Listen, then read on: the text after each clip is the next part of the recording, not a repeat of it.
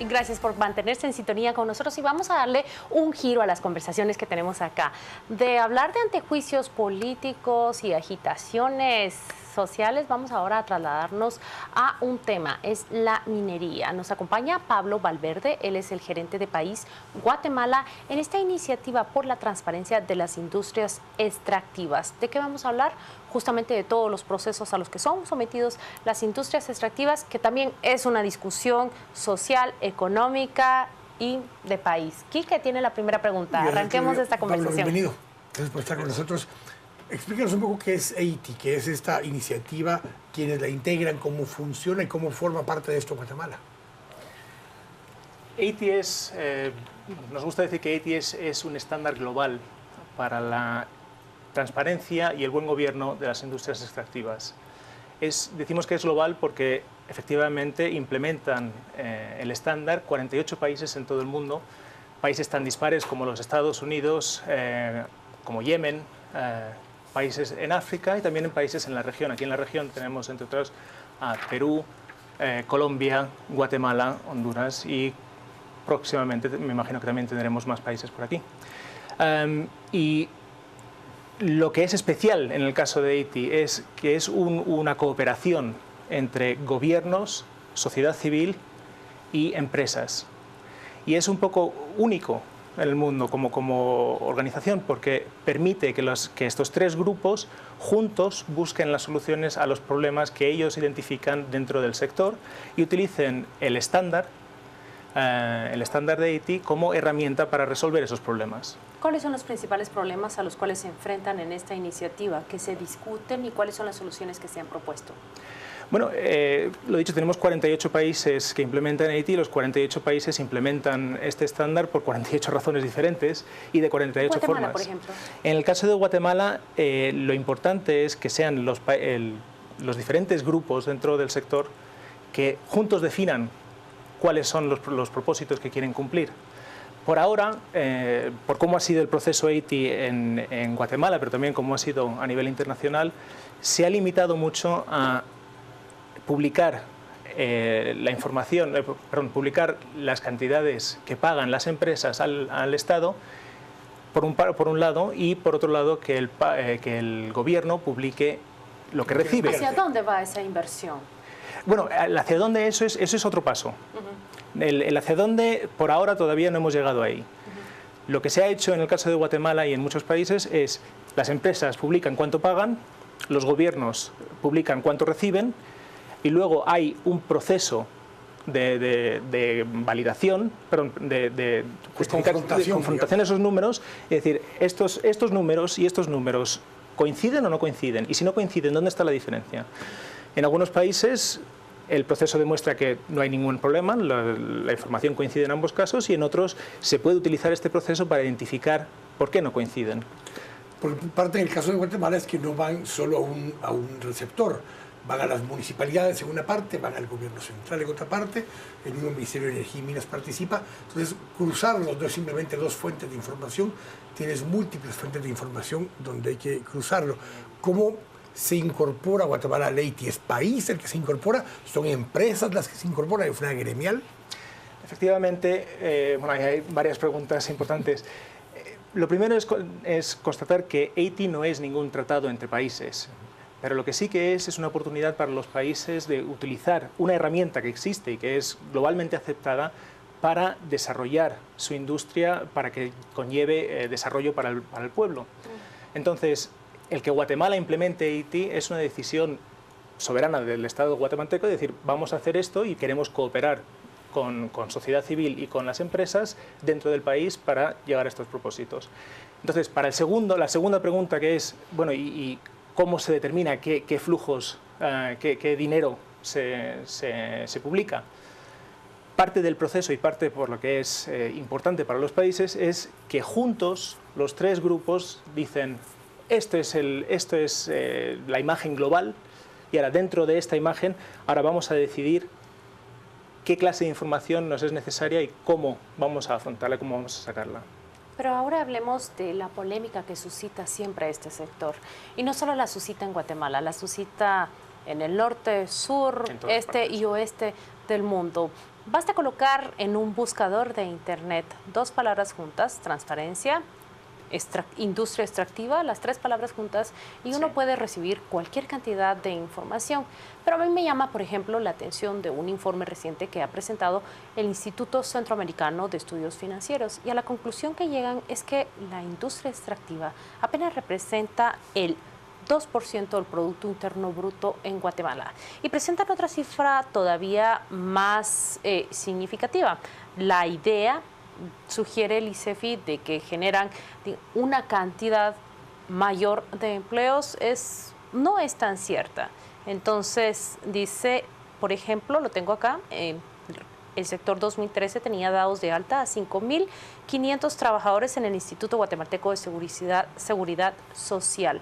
Estamos hablando de cantidades que, de acuerdo con este estudio, los dejan muy por debajo. ¿Cómo responde la industria extractiva en general a estas 2 verdades que generalmente se les van a achacar hoy y siempre? Yo creo que la fuerza, el potencial que tiene el proceso Haití en un país como Guatemala es que en Guatemala y en cualquier otro sitio siempre hay mucho debate y mucha discusión y pocos hechos, quizás. Lo que se puede hacer con el proceso Haití es decir, vamos a ponernos de acuerdo sobre los hechos. Y una vez que tenemos los hechos, por ejemplo, estos datos, ahí tenemos la base para poder dialogar y, si es necesario, decir, bueno, ¿y ahora nos merece la pena o deberíamos hacerlo de otra forma? Pero una vez que se tiene esa información, se puede hacer algo. Y una cosa es que un grupo de sociedad civil diga, la minería en Guatemala no sirve para nada. No nos rinde. No nos rinde, por ejemplo. Y otra cosa es que un grupo multipartícipe, es decir, con los 3 grupos representados, diga, estos son los hechos. Y ahora que tenemos los hechos, hablemos, dialoguemos y encontremos una solución. Pero basándonos en hechos reales, no en opiniones ni en a ver quién chilla más alto. Sí, claro, lo que el ICEFI presenta son datos numéricos que dicen representan apenas el 2% del Producto Interno Bruto.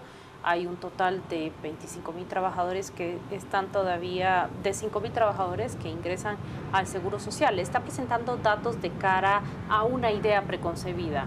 Genera riqueza, genera oportunidad, y el instituto viene y dice, no tanto así.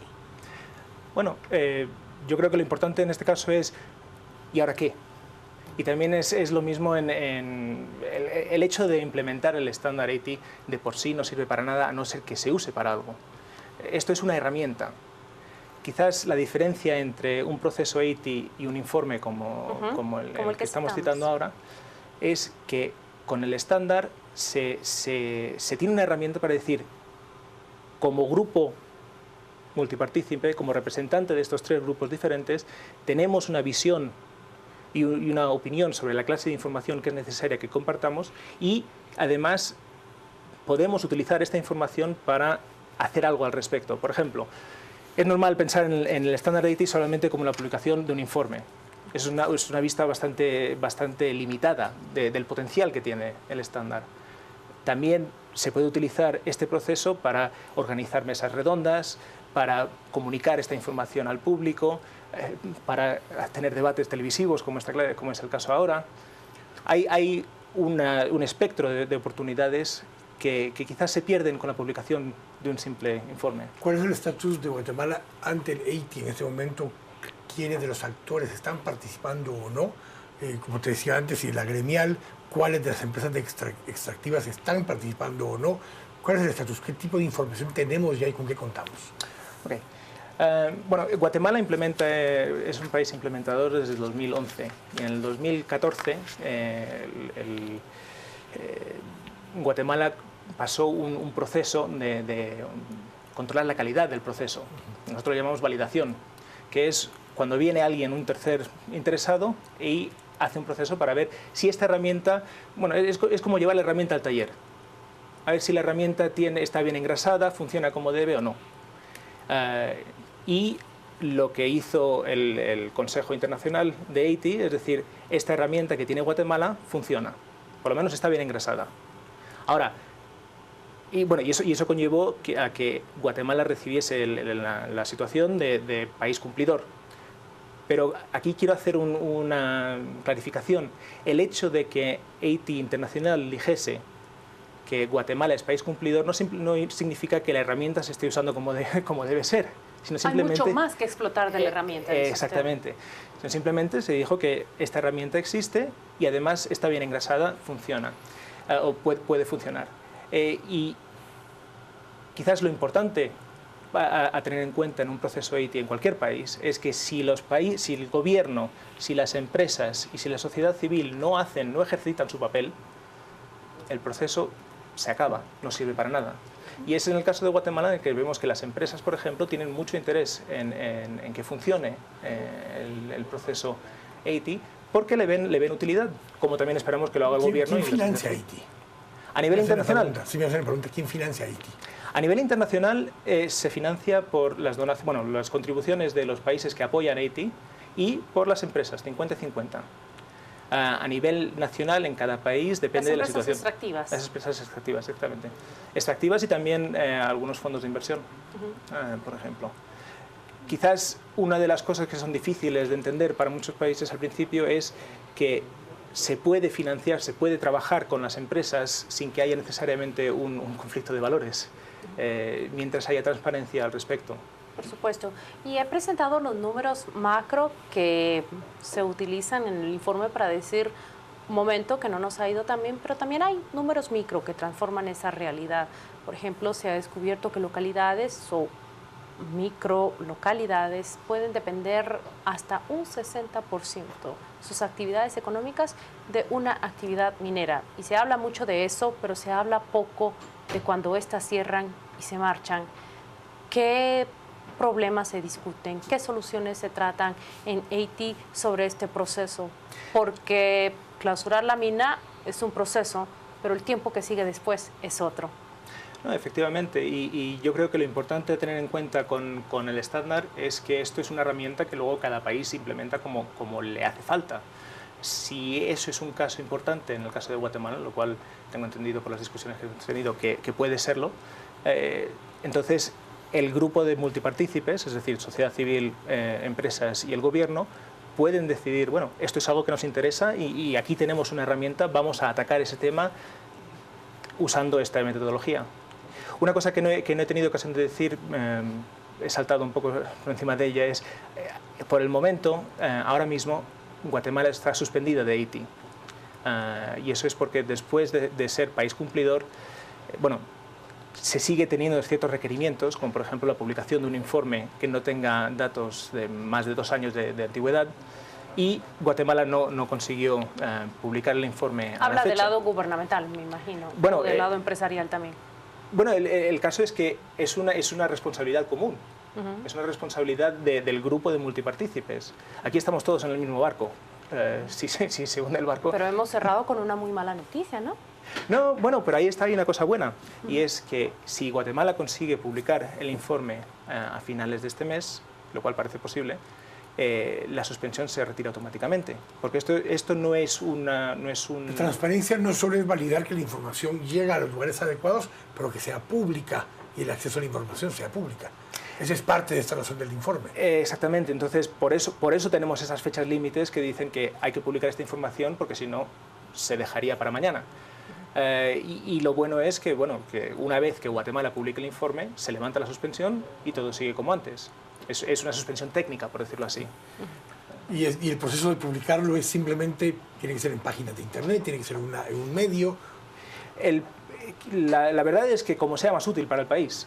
Okay. No hay una forma específica. En el caso de Mongolia, por ejemplo, tenemos un informe de 200 páginas. Eso no hay quien lo lea.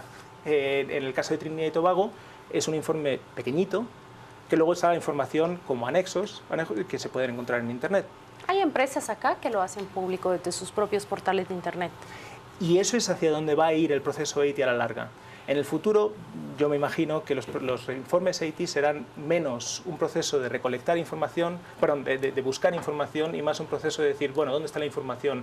En las empresas, en las páginas web de las empresas, en las páginas web del gobierno, y eso es hacia donde, con un poco de suerte, iremos, porque la transparencia, lo ideal sería que fuese parte del sistema. Gracias, Pablo, por habernos acompañado. Gracias por acompañarnos y darnos toda esta información acerca de Haití. Vamos a dar seguimiento a ver si publicitan la información antes de fin de mes. Excelente. Vamos a ir con Juan Carlos Sandoval ahora a las redes sociales. Juan Carlos, ¿qué dicen las redes sociales hoy?